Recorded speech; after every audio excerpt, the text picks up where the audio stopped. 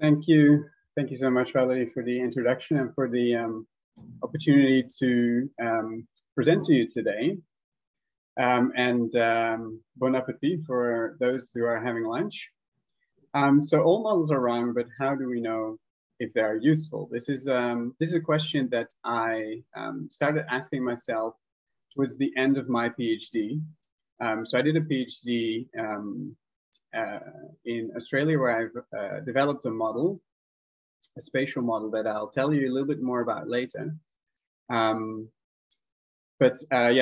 towards the end of the development of this model, this question came to the fore. And this quote is actually, attributed to a quote by George Box: "All models are wrong, but some are useful." George Box was a statistician in the UK.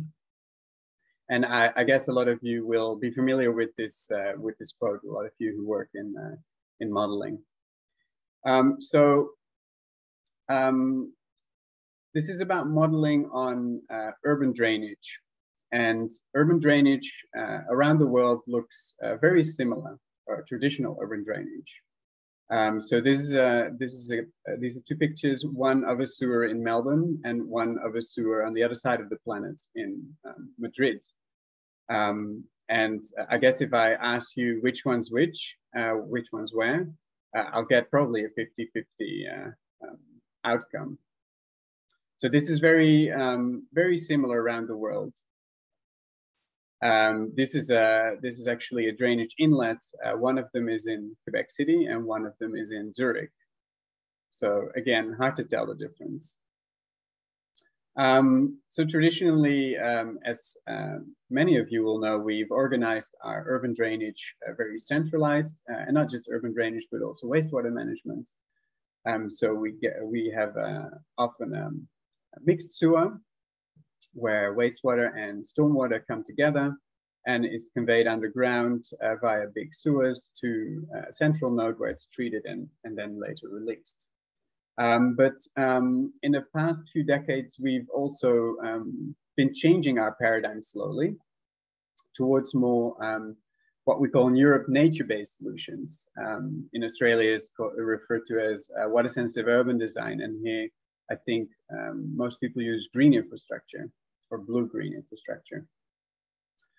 So these are systems that are not underground, but very much part of our environment, of our urban environment, like this green roof in this schema and the rain garden on the right. Now these can still be connected to the centralized sewers, but they can also be completely disconnected and distributed. And these systems look a little bit, or can look a little bit like this, for example. This is a big rooftop park in Rotterdam, in the Netherlands, which is the country where I did my bachelor and master studies. And this is actually the first time that I came in contact with blue-green infrastructure was when we went on an excursion to this big rooftop park in Rotterdam. This is a lake, Lake Albert Park, which is where the Australian Grand Prix is held actually every year. So this is in Melbourne, which is the city where I did my PhD at Monash University. This is a green facade on a building called Central Park 1 in the city centre of Sydney, Australia. Sydney is the city where I did a postdoc before at the University of New South Wales. And this is an urban wetland. This is also in Sydney, close to the Olympic Park. So the buildings you see in the back are actually part of the Olympic Park. This is, on the left, you see a permeable pavement used for parking. And on the right picture, you see a green roof. Now, this is actually the view that I have from my office at EOAG in Switzerland, where I currently work, as well as at ULaval. So I currently have a dual position. And so, yeah, there are some notable difference between these types of systems and the traditional types of systems that I started with. So The first one, the centralized traditional one, is out of sight, out of mind. Many people who live in cities, they probably don't even really realize that these systems are there. I mean, they know they're there, but they don't usually get in contact with them. And they are managed by engineers and capital works mainly. Now, this second type of system, so the green infrastructure, they're very much part of the urban landscape. And they're therefore not only managed by engineers and capital works, but also by urban planners, park service, businesses, and residents, both for the planning and for the management of them. So the types of modeling then that are involved in helping us plan and manage these systems are also very different. So for the traditional systems, we usually use hydraulic, hydrological, and water quality models. Whereas for the green infrastructure, we use those models as well, but on top of that, we use what are called planning support systems. So these are spatial modeling tools that help us with the spatial implementation of these kind of systems in our cities. There are different types of planning support systems for green infrastructure. So this comes from a very recent review of planning support systems, PSS, in green infrastructure planning. So the majority answers the what question. So what system do we want to implement if we have a certain location already? So do we want to go for a green roof, or is it better to go for a rain garden or a wetland? Then there's the where question. So if we know we want a certain type of system, then where are the best locations to implement these systems? Then there's the how many question. How many do we need to implement in order to provide the service level that we require? There's the design question. How do we design these systems? And there's the treatment trains question. So how do we connect these systems to set up a treatment train?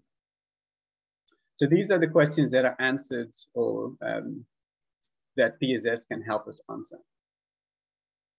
I'm going to focus a little bit more on the where question, because this is the question that I tried to answer with the model that I developed during my PhD. In this model, we focus on a great number of questions that are relevant for the where. So one of them is, how do we minimize costs, which is always the first question we usually ask.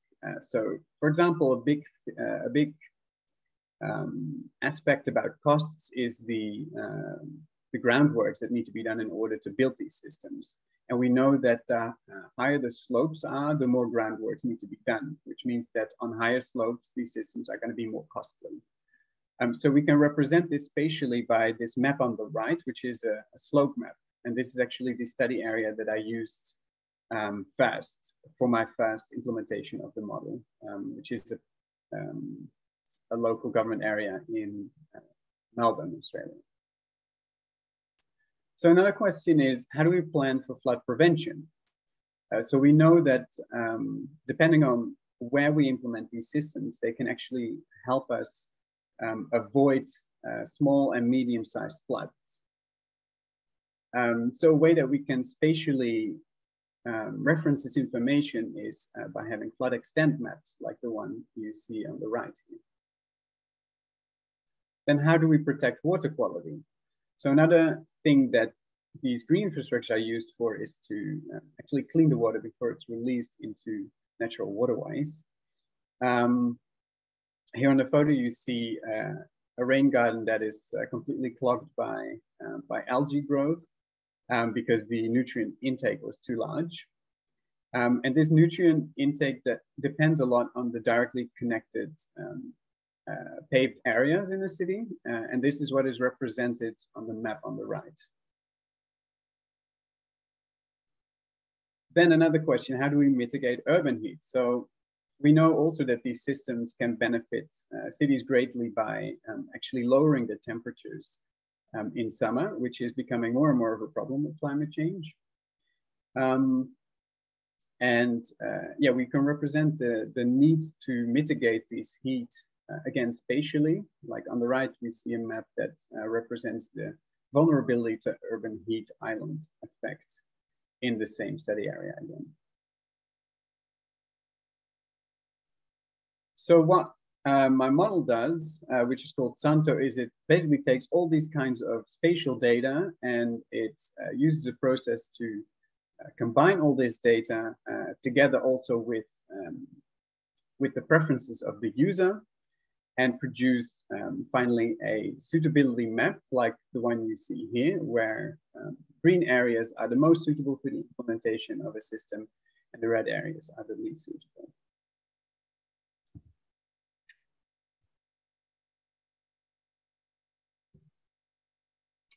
All right, so I'm gonna make a little bit of advertising here. So this model has been recently, very recently, like we finished it last week. It has been redeveloped. It used to be a plugin to the well-known spatial software ArcGIS, which is licensed. But now it is a fully standalone, open source, free model. Where here on the left you can see, I did this, by the way, together with software development students at Polytechnique. So there were 5 software development students who together with us redeveloped CentrEau to what it is now. So on the left you can see where you input the parameters, then you get a map like this in the middle with the color codes again, and you can activate and deactivate different layers. You can also click on the map, and then on the right you get all this information about statistics and some graphs. So if you're interested, please let me know. I'm happy to share the model with you. So then the problem, once I developed this model, the problem came to the fore. Well, how am I going to validate this? So traditionally speaking, how we validate like hydrological models, for example, is by comparing the model outputs to measured data. But in this case, and for most PSS, this is very difficult because, I can't go out into this urban area and measure suitability.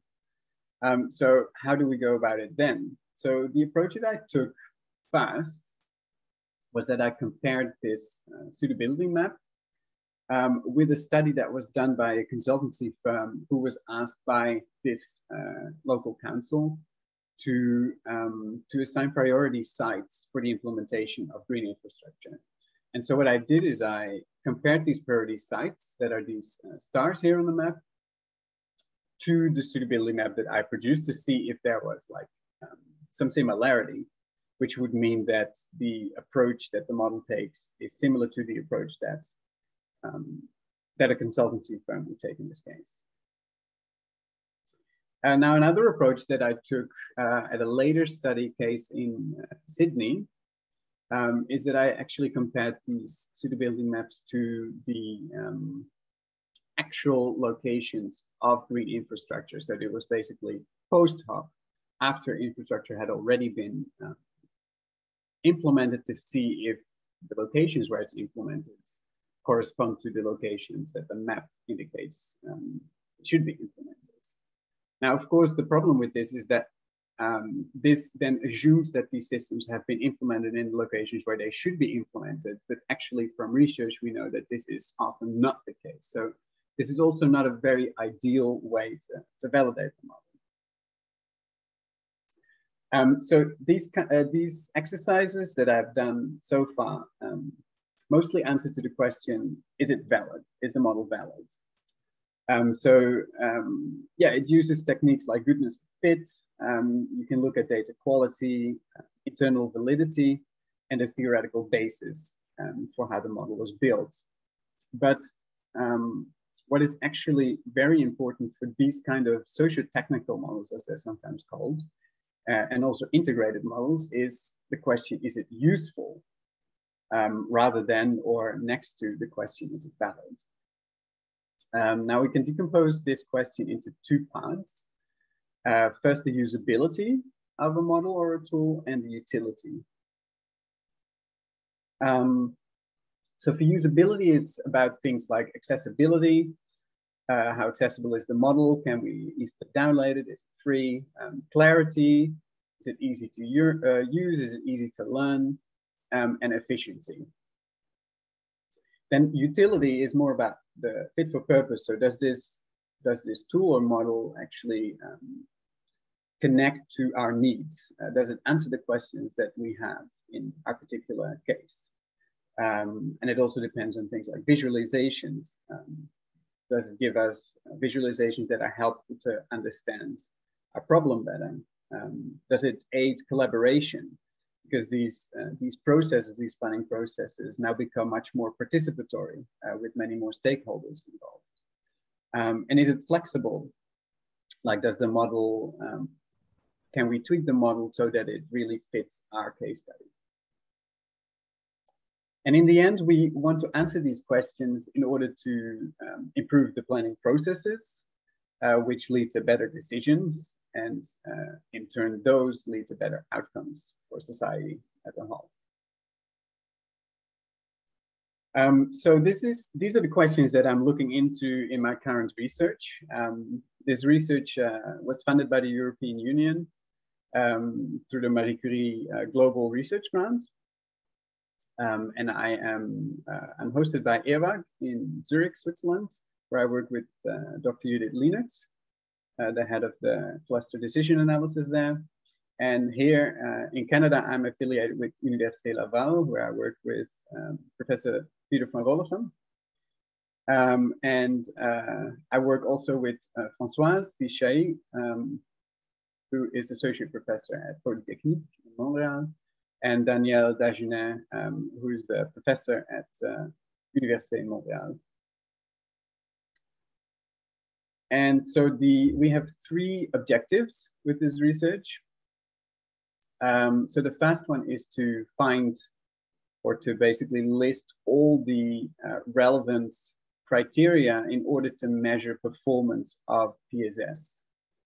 And then also find the ways to measure them, so the approaches to actually measure the performance. Now, once we do that, then we want to test different criteria and the different approaches in reality to see how well they function. And from all that information, we then want to develop an holistic evaluation or validation framework for PSS in NBS planning.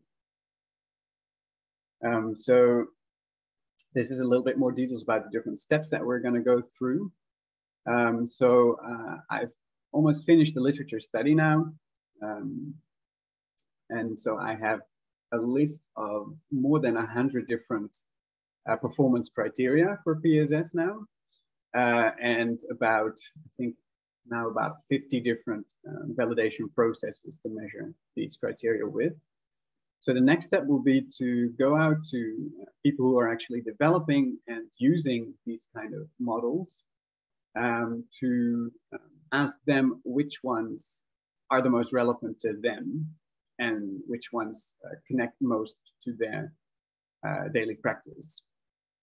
So once we then have selected the most promising approaches and criteria from that part of the research, we then go and set up a protocol to test a couple of PSS in real life case studies.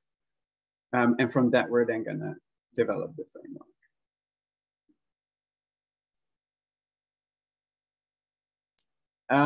So I want to finish with saying that I will be doing part of this research in Canada and part of it in Switzerland. I will be in Montreal until the mid-September. Then I'll go back to Switzerland for a few months, and then I come back to Canada again next January, and I'll stay here again for another 9 months. So I'll be here in Canada for quite a long time, and I would be happy if you're interested to discuss this research and also to collaborate if you might have projects that could overlap or benefit from this type of research. So yeah, happy to meet you, and also happy to take questions now.